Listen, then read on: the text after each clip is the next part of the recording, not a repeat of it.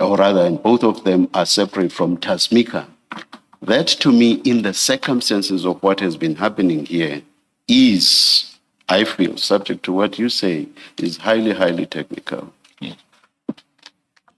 Chair, we're not suggesting, I take your point that he's not always kept the distinctions clear.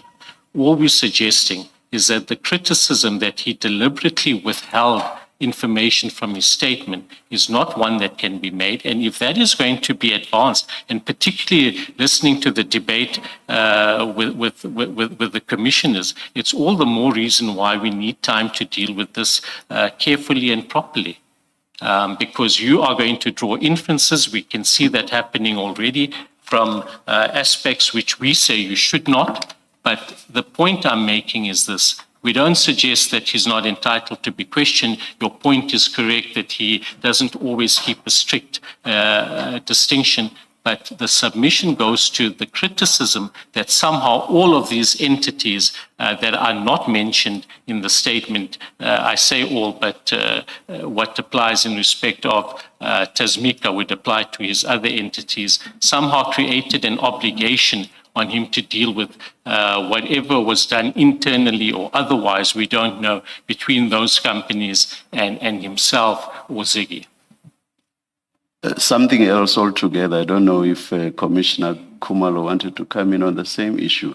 Something different altogether.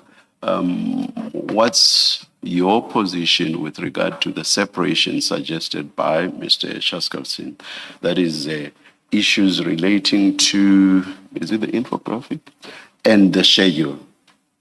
If those are pushed over to Friday, and that everything else be dealt with today's day. Firstly, we're not available on Friday. I'm in the High Court on a matter, and I haven't canvassed my legal team's availability, but Mr. Carrim has me here representing him for this leg, so I'm not available on Friday. But we're happy to agree a date as soon as possible that suits diaries.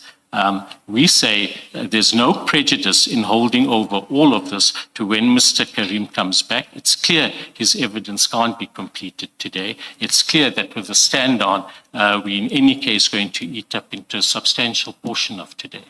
My learned friend suggests a 45-minute or a 1-hour stand-on. It's not in his mouth to suggest that. I don't know how long I'm going to need, but I'm going to do this carefully, and I'm going to take proper time to do so.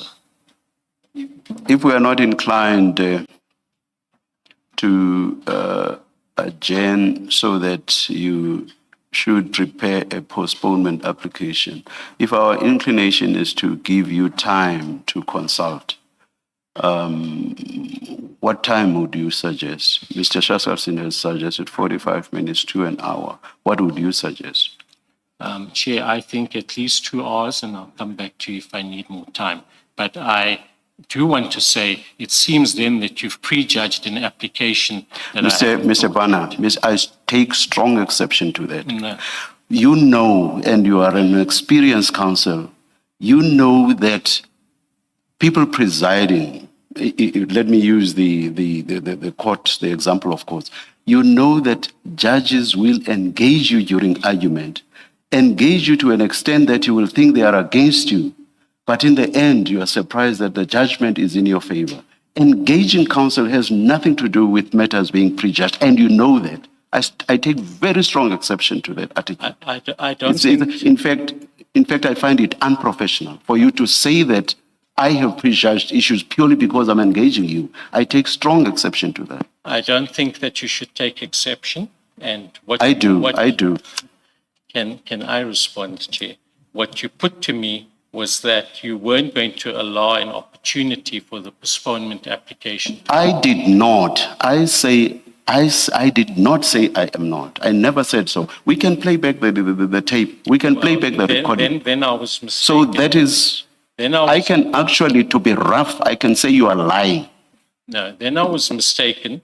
I understood you to say that you were not prepared to allow a stand-on for the postponement application to be brought, but you were ready to consider the stand-on to deal with the documents. If I was mistaken in that, then I'm mistaken, but that is clearly how I understood it. You are, you definitely are.